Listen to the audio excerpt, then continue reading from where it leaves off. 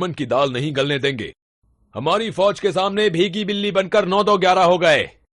अब की बार दुश्मन फौज को न को चने न चबवा दिए तो कहना, हम उनके होश उड़ा देंगे। आप सब सोच रहे होंगे कि ये फौजी कैसे बात कर रहे हैं। ये दोनों मुहावरे बोलकर बातें कर रहे हैं। समझाता हूं। दाल नहीं गलना का अर्थ है सामंजस्य न होना। भीगी बिल्ली बनने का अर्थ है डर जाना। 9-2-11 होने का अर्थ है भाग जाना। नाको चने चबवाने का अर्थ है बहुत परेशान करना। वाक्यांशों का इस प्रकार से विशेष अर्थ में प्रयोग करना ही मुहावरा कहलाता है। अतः हम कह सकते हैं वे वाक्यांश जो सामान्य अर्थ में प्रयुक्त न होकर अपने विशेष अर्थ में प्रयोग किए जाते हैं उन्हें मुहावरा कहते हैं। कुछ मुहावरे तथा उनका वाक्य में प्रयोग। पहला, फूला न समाना, अधिक प्रसन्न होना। वाक्य, कक्षा में प्रथम आने पर अर्जुन फूला न समाया। दूसरा, गले लगाना, बहुत प्यार करना। वाक्य, दुर्घटना में बाल बाल बचे किशोर को देखकर उसकी मां ने उसे गले लगा लिया। तीसरा, अंगूठा दिखाना, मना या इनकार करना। वाक्य, मैंने नकुल से किताब मांगी पर उसने अंगूठा दिखा दिया। चौथा, आग बबूला होना, बहुत गुस्सा करना। वाक्य, शिव का टूटा हुआ धनुष देखकर परशुराम बहुत आग बबूला होने लगे। पांचवा, स्वर्ग सिधारना, मृत्यु हो जाना। वाक्य, श्री राम के वनवास जाने पर राजा दशरथ स्वर्ग सिधार गए। छठा, नाम फैलना, बहुत प्रसिद्ध होना। वाक्य, अच्छे काम करने वालों का सारी दुनिया में नाम फैल जाता है। सातवां, चौपट हो जाना, नष्ट हो जाना। वाक्य, आपसी झगड़े में रामनाथ का सब कुछ चौपट हो गया। आठवां, हाथ बटाना, सहायता करना। वाक्य, मनिका घर के कामकाज में अपनी मां का हाथ बटाती है। नवा, उल्लू बनाना, मूर्ख बनाना। वाक्य, पिकनिक ले जाने के बहाने पिताजी ने यश को खूब उल्लू बनाया। 10वां, कान खड़े होना, चौकन्ना होना। वाक्य, अनजान लोगों को फुसफुसाते देख मेरे कान खड़े हो गए। कुछ अन्य मुहावरे। पहला, इज्जत धूल में मिलना, उनके अर्थ सम्मान नष्ट होना। दूसरा, दांतों तले उंगली दबाना, हैरान होना। तीसरा, छक्के छुड़ाना, बुरी तरह हराना। चौथा, आंखें खुलना, सच्चाई का पता चलना। पांचवा, आपे से बाहर होना, बहुत गुस्सा होना। छठा, नमक मिर्च लगाना, बात को बढ़ा चढ़ाकर प्रस्तुत करना। सातवां, नाक में दम करना, परेशान करना। आठवां, आसमान सिर पर उठाना, बहुत शोर करना। नवां, आंख का तारा, बहुत प्यारा। 10वां, अक्ल का दुश्मन, मूर्ख व्यक्ति। 11वां, आंखें दिखाना, गुस्सा प्रकट करना। 12वां, कान पर जूं न रेंगना, बिल्कुल असर न होना। 13वां, नानी याद आना, कठिनाई का सामना करना। 14वां, ठोकरें खाना, कष्ट सहना। 15वां, लोहा लेना, कड़ा मुकाबला करना।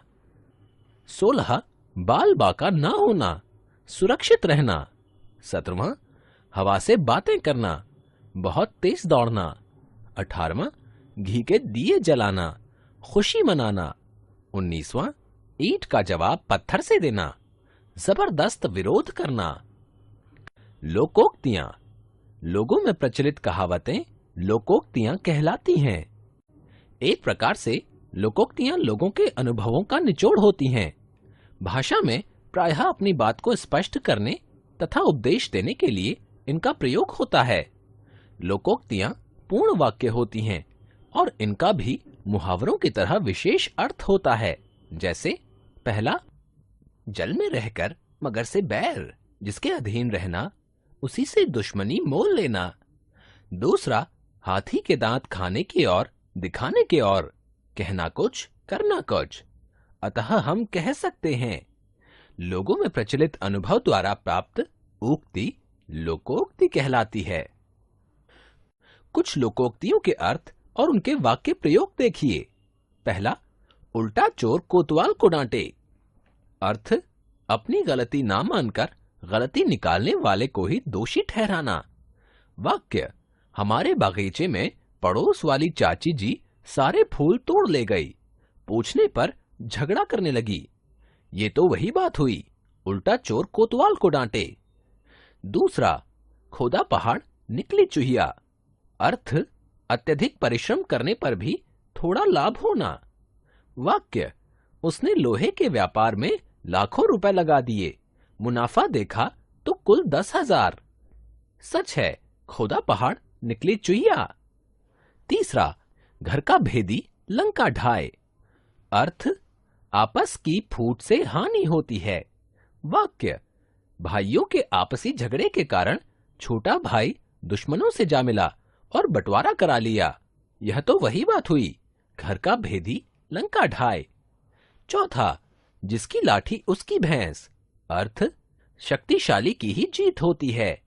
वाक्य, सब जानते थे कि घड़ी राशि की थी, पर विवान के पिता पुलिस में हैं, इसलिए कोई उसको पकड़वा ना सका।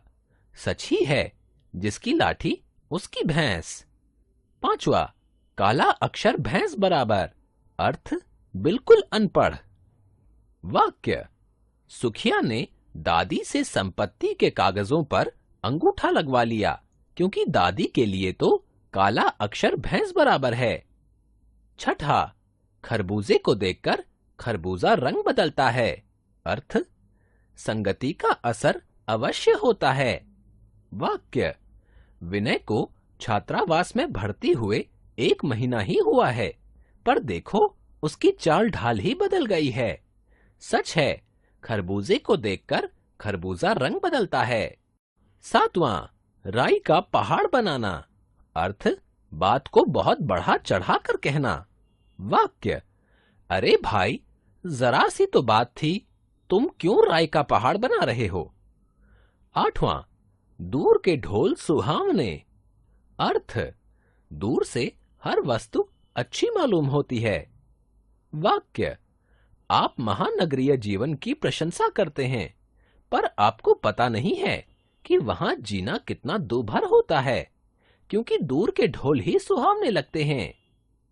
नवां, एक हाथ से ताली नहीं बजती। अर्थ, झगड़ा एक तरफ से नहीं होता। वाक्य, ऐसा नहीं हो सकता कि सारा दोष निर्मला का ही हो, तुमने भी जरूर कुछ कहा होगा, क्योंकि एक हाथ से ताली नहीं बजती। 10वां, मुंह में राम बगल में छुरी। अर्थ, देखने में सज्जन हृदय से कपटी। वाक्य, इसके माथे पर तिलक और कंठ की माला देखकर भक्त समझने की भूल न करना, इसके मुंह में राम बगल में छुरी है। कुछ प्रमुख लोकोक्तियां और उनके अर्थ इस प्रकार हैं। पहला, 1 और 1 11, एकता में शक्ति होना।